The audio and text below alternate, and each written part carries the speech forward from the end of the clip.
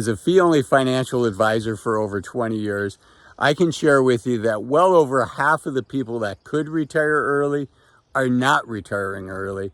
And so the question is, why is that?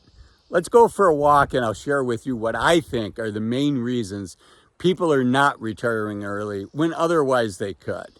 Okay, I think one of the big reasons is just a fear over the availability and the cost of healthcare insurance. I'm recording this in the United States in the middle of 2023. We do have the Affordable Care Act where people can buy on open exchanges healthcare insurance, but it tends to be fairly expensive. And I think a big concern for people in their 50s that maybe have to privately buy their own healthcare insurance before they turn 65. So that could be a decade or more for some people. And the question is, will they always be able to buy healthcare insurance until they're Medicare qualified? That's a big concern because here in the U.S., it's one of the main reasons for bankruptcy. So people just want to make sure that they have the comfort and the assurance that they're going to be able to get good quality healthcare insurance at an affordable price, which, for a lot of folks, even though we have the exchange, even though we have private insurance, being able to get quality insurance at an affordable price is still an open question, even in today's world. So that's one. The next one is a little less dogmatic, is a little less practical. And that is just that their identity. So for many of us, right, after you've worked for 20, 30, 40 years, you're good at what you do, you have friends at work, it's just part of your identity. And the question is, who am I if I'm not working, right? And that requires some hard work. And I would share that it requires hard work, whether you retire now or in a decade, to prepare yourself in order to be able to retire successfully, right? Anybody can pull the trigger and retire. The question is, are you going to be able to retire confidently and successfully? And I think it's the lack of understanding who we are outside of work that is a big hindrance for a lot of folks. Okay, number three is time. A lot of us work 40, 50, 60 hours a week. And if you take away work, that's a lot of time during the day. And what are we going to do with all that time? What are our hobbies? What are our passions? What are the pursuits that we want to spend time doing outside of work? And I think a lot of people are worried about being bored. And that's a good concern. All of these are good concerns. But I would argue that for most people, we can address most of these questions early, and you can take advantage of the youth of your senior years. I've shared this before, and I get in the comments, people will say, hey, Azul, lay off the 1,000-week thing. But this is meant to encourage, not to discourage. And that is, for those of us that are getting close to 60, and I'm in that group, we likely, nobody knows for sure, but we likely have less than 1,000 weeks remaining. The vast majority of us have less than 1,000 weeks remaining of healthy active time. So if you can retire and you're 59 or you're 55 or you're 63, I want people to be deliberate and thoughtful about whether they retire given their situation. What's the right answer for them? So the third reason, again, is just time. How are they going to spend all of that time? The fourth reason is what I just talked about, that we have a limited amount of time, but I think a lot of people really don't fully think about that, right? I call it my shock statement, that you've got less than 1,000 weeks of health span in front of you. And I like to use that shock statement as a wake up. Not that I like shocking people, but just as a wake up and alert people to this reality if they're not thinking about it. Because when you put it in that phrase, 1,000 weeks, it's easy for people to internalize that and to visualize that and say, you know what, Azul's right. I don't have a lot of time. I need to be thoughtful. I need to be deliberate about what's right for me. Okay, number 5, before we get there, if you're enjoying this video, a quick plug to give me a like. Just hit the thumbs up button. It really helps the YouTube algorithm find other people that hopefully can benefit from my videos. Okay, number 5 is I would say well over 80% of the people that could retire don't have a financial plan in place. So maybe they don't know that they can retire, or they have uncertainty as to how much money that they could be spending. And if they knew what they could spend, maybe they would retire, right? In my industry, there's a phrase, it's not that you don't have enough money to retire, it's that you don't have a plan. And having a plan gives you certainty. It doesn't give you certainty. It gives you clarity. We wish we could give our clients certainty. But it does give you clarity. And if you don't have a financial plan, I highly suggest you work with a fee-only financial advisor to get a financial plan so you know where you're at and what retirement could look like for you financially. Now, financial is only one piece of it, as this video talks about, but it's an important piece. And I should share that this video is not financial advice. I don't know your specific situation, so unfortunately, I can't give you financial advice. But it doesn't have to be crazy expensive. You can get financial advice from a fee-only financial advisor that knows your situation. Okay. Let's keep going.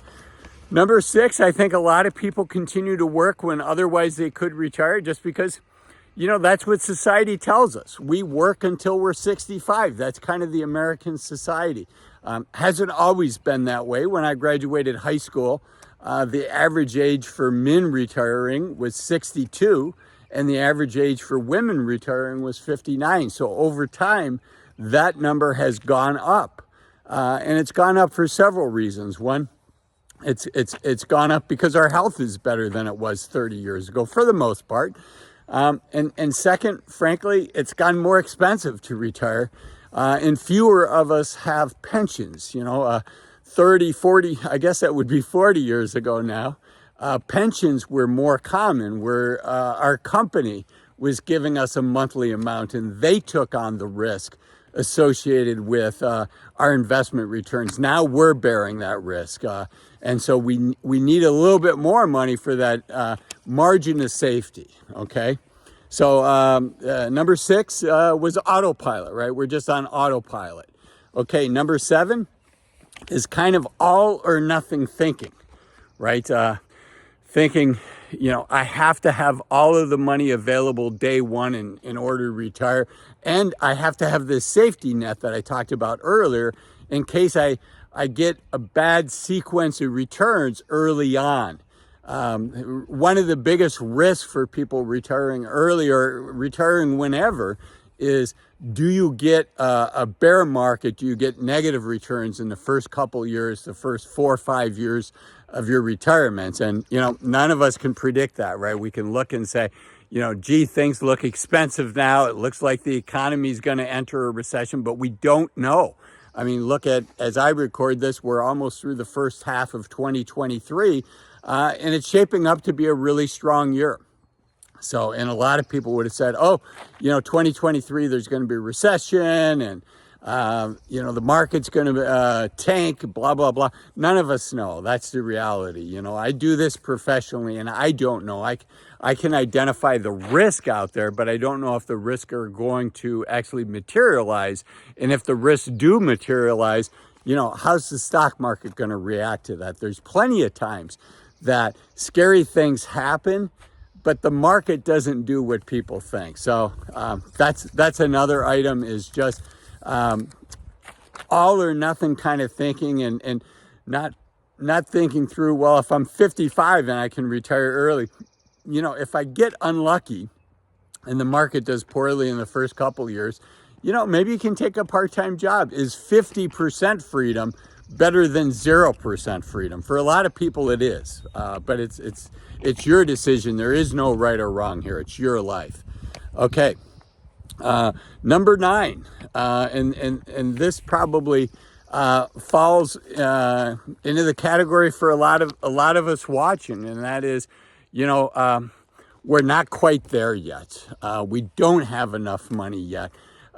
We're close. And we're watching videos like this, which is a good thing. Thank you for watching. Again, if you haven't liked the video, do me a favor, like it. But we're not quite there. Maybe we could retire early, but things are a little thinner than what we would want. And we look at it and say, you know, I'd rather keep working. I enjoy my work. I enjoy the people I'm working with until I can transition into a lifestyle that I'm excited about. Right. So we're willing to do that trade-off. Just, you know, again, be careful, because, you know, you can always fall into that trap of one more year. You know, it's the 4 most dangerous words in financial planning as you're approaching retirement is just one more year. I used to teach skiing a handful of weekends in the town that I live in, just weekends where they were super busy. My family could ski for free. And I would tell parents as I was teaching their kids, you know, as the kids got better, you know, the 3 most dangerous words in skiing is your kid telling you, follow me, mom, follow me, dad. And, you know, sometimes the kids were better skiers than mom and dad, and they could get mom and dad in trouble. So I'd have to warn the parents. And it's the same thing here. The 3 most dangerous words as you're getting ready to retire is just one more year. There's a little bit of a tongue-in-cheek phrase in my industry, which is, you know, every year you continue to work, it saves you 3 years for your retirement, right? It's one less year that your retirement savings have to pay for. It's one more year you can be saving.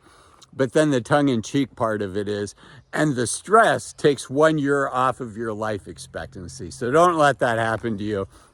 And then I want to also share that a major reason, and I hope this doesn't happen to you, but it is a very common reason why people that could otherwise retire don't retire. And it's really one of the goals of my video is to help you with this, is people haven't done their homework yet. I think for most people, we're 100 hours away of doing reflective work on ourselves and thinking about the things that are important to us in order to be prepared mentally to retire, or at least make the decision whether we want to retire early or not. And the type of reflective work, there's a couple books I think would be very helpful for people to help themselves start on this homework. And that is Strength to Strength by Arthur Brooks. It really talks about how we transition through different phases of our life, and in retirement can be one of your most rewarding chapters. It doesn't mean you have to completely disconnect from work, but Arthur Brooks' book, Strength to Strength, I highly recommend. There's another book, Letters from Seneca, which is more philosophical, thought-provoking. Who am I outside of work? And then the last book in this series that I'd recommend to begin your 100-hour journey of homework is Bonnie Ware's book, W-A-R-E, The 5 Regrets of the Dying, just to remind us from folks that have gone before us what they've ended up regretting on their deathbed, so we can begin with the end in mind, as Stephen Covey would say. And speaking of beginning with the end in mind, I encourage you to watch this video over here that talks about average income for retirees in America, and this video down here that talks about 5 reasons to retire as soon as you can. Thanks for watching. Bye-bye.